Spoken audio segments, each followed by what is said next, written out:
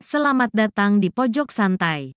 Sebelum Anda mendengarkan audiobook ini, kami menginformasikan bahwa channel ini adalah review audio dari buku yang ada di Indonesia. Untuk membaca keseluruhan buku ini, kami menyarankan membeli buku aslinya di toko buku kesayangan Anda, baik offline maupun online. Keberadaan channel ini dimaksudkan untuk membantu Anda mendapatkan pengetahuan dari buku-buku kesayangan Anda. Jangan lupa untuk subscribe, like, dan komen. Selamat datang di Pojok Santai, channel khusus yang membahas komik dan novel dengan cara asyik. Sebagai seorang ratu, Dewi Siluman mempunyai kebiasaan yang berbeda dari biasanya. Kebiasaan apa yang berbeda dari biasanya itu? Yuk cari tahu di video berikut ini.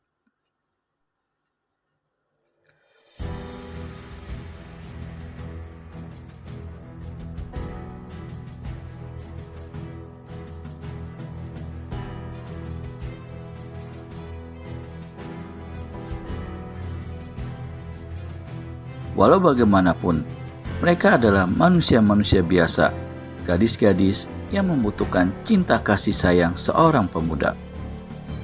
Gadis-gadis yang selama ini hidup di alam suasana tertekan, dipaksakan untuk tidak mengenal cinta. Tapi kali ini, melalui petikan kecapi yang dimainkan oleh Inani tanpa disadari, Dewi Siluman secara tak langsung telah memberikan kenyataan pada anak-anak buahnya bahwa sesungguhnya di dunia ini memang ada cinta kasih antara laki-laki dan perempuan.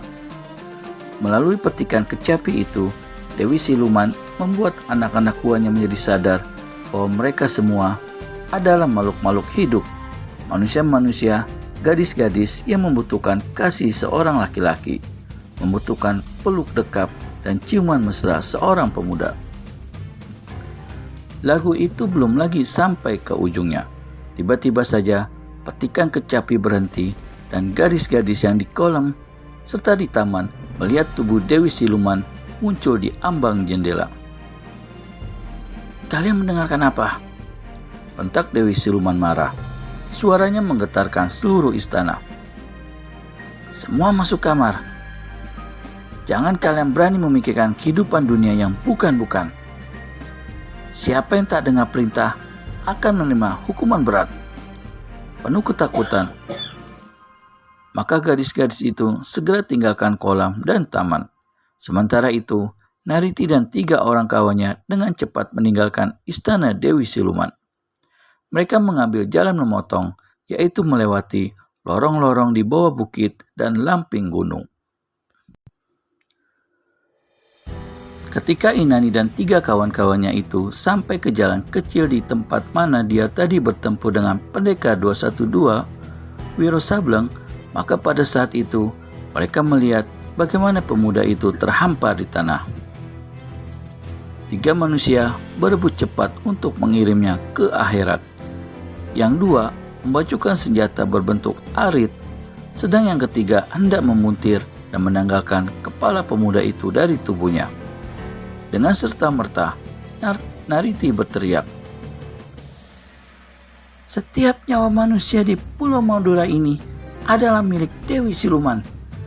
Kalian tak berhak merampas jiwa pemuda itu, kecuali kalau mau ikut-ikutan."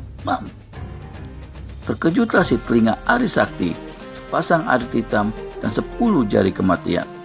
Pada saat itu, 4 bayangan biru melompat ke hadapan mereka. Keempatnya ternyata gadis-gadis berparas cantik. Wiro sendiri yang tadi pejamkan mata menunggu detik kematiannya, kali ini membuka kedua matanya itu dan menjadi heran melihat kemunculan 4 gadis itu. Mereka orang-orangnya Dewi Siluman? Gadis-gadis cantik begini, sungguh tak dapat dipercaya. Gadis-gadis begitu jelita bisa membuat kejahatan main bunuh di mana-mana. Membunuh manusia-manusia tak berdosa, termasuk anak-anak dan orang tua tak berdaya.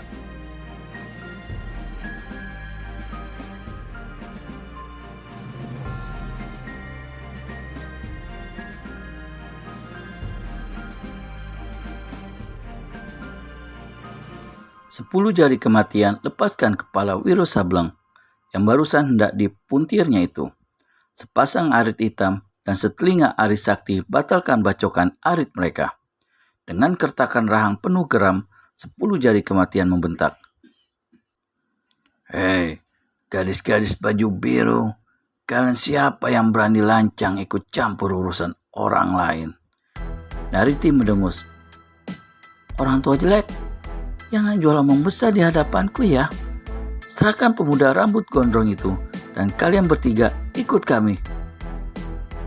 10 jari kematian tertawa dingin. Gadis jelita, meski kau seorang bidadari dari kahyangan, jangan kira aku yang tua ini berbelas kasihan untuk tidak merusak kecantikanmu itu. Jangan banyak bacot, bentak Nariti. Marahlah 10 jari kematian. Tangan kanannya diangkat ke atas. Kau mau keluarkan ilmu jari penghancur sumak kan? Silakan teruskan, mengejek Nariti. Terkejutlah 10 jari kematian melihat si gadis mengetahui ilmu kesaktian yang hendak dilepaskannya. Hei gadis, sebaiknya lekas beritahu siapa kalian. Kalau tidak, kau berempat akan mampus. Percuma. Keempat gadis itu tertawa bergelak. Nariti buka mulut. Dasar orang tua pikun, masih tak tahu siapa kami. 8 penjuru angin dunia persilatan mulai beberapa waktu yang lalu adalah di bawah kekuasaan Dewi Siluman. Oh, jadi kalian adalah orang-orangnya Dewi Siluman? Tanya sepasang arit hitam. Sudah tahu kenapa berlagak pikun? Sentak salah seorang kawan Nariti. 10 jari kematian batuk-batuk. Untung kalian lekas beritahu siapa kalian, katanya. Kalau tidak, hampir saja aku salah turun tangan. Nariti sunggingkan senyum mengejek. Setelah tahu siapa kami, apakah kalian bertiga tidak mau turut apa yang kami katakan? 10 jari kematian batuk-batuk lagi. Sebetulnya kami belum jelas apa yang kalian mau, ujarnya. Nariti pun menjawab. Pemuda yang melingkar di tanah itu serahkan pada kami dan kalian bertiga ikut ke istana Dewi Siluman. 10 jari kematian hela napas panjang. Tak mungkin, katanya. Bakul kentut. Apa yang tidak mungkin? Bentak Nariti. Mendengar makian bakul kentut itu, Wiro Sableng terkejut. Dia ingat akan pertempurannya dengan si nenek muka keriput sebelumnya. Si nenek telah memakinya dengan ucapan itu. Apakah si nenek juga si gadis jelita ini? Pikir Wiro. Sementara itu, dia menunggu kesempatan yang sebaik-baiknya untuk melakukan sesuatu yang dirasakannya paling baik. Tak mungkin, mengulang 10 jari kematian.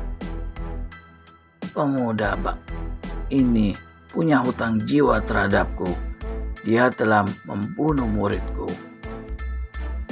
Di samping itu, menimpali si telinga Ari Sakti. Antara aku dan dia terdapat dendam kesumat yang belum terselesaikan. Peduli dengan hutang nyawa, pesetan dengan segala dendam kesumat. Apakah di Pulau Madura ini ada bangsa Kuaci yang berani menantang perintah Dewi Siluman dan dari istana Bukit Tunggul? Marahlah sepasang arit hitam karena dirinya dicap bangsa Kuaci. Dia mendengus dan buka suara. Kau terlalu pongah, mengumbar mulut seenaknya, mencap aku dan 2 kawanku manusia-manusia bangsa Kuaci. Kau kira dunia persilatan ini kau dan dewimu yang menguasainya? Apa kau yang masih pitit hijau ini masih belum pernah mendengar nama gelarku, sepasang arit hitam? Belum pernah tahu gelar muridku, setelinga Ari Sakti? juga memandang rendah pada 10 jari kematian yang merupakan tokoh ternama di rimba persilatan. Hahaha. Nariti tertawa panjang. Gelar kalian memang hebat-hebat, menyeramkan. Tapi bagi kami orang-orangnya Dewi Siluman, itu bukan apa-apa. Katakan saja, apakah kau bertiga bersedia ikut atau mati di tempat ini sekarang juga? Sepasang arit hitam renggangkan kedua kaki. Matanya yang cuma satu menyorot marah. Namun dengan ilmu menyusupkan suara, 10 jari kematian segera memberikan bisikan. Jangan teruskan niatmu. Sepasang arit hitam, gadis-gadis ini rata-rata berkepandaian tinggi. Meskipun kau sanggup kalahkan mereka, tapi kita bakal repot bila keluar dari pulau ini dengan selamat. Kalau kau mau dicap manusia kuaci mentah, biarlah, jangan minta aku untuk peduli. Bentak sepasang arit hitam. Dia berpaling pada Nariti. Apakah kau akan maju sendirian atau sekaligus berempat? Sepasang arit hitam sepertinya sudah tidak bisa menahan amarahnya lagi. Akankah terjadi pertarungan dahsyat di sana? Temukan jawabannya di video selanjutnya hanya di channel Pojok Santai. Segera subscribe dan tekan tombol lonceng untuk mendapat notifikasi video terbaru dari kami. Terima kasih dan sampai bertemu kembali.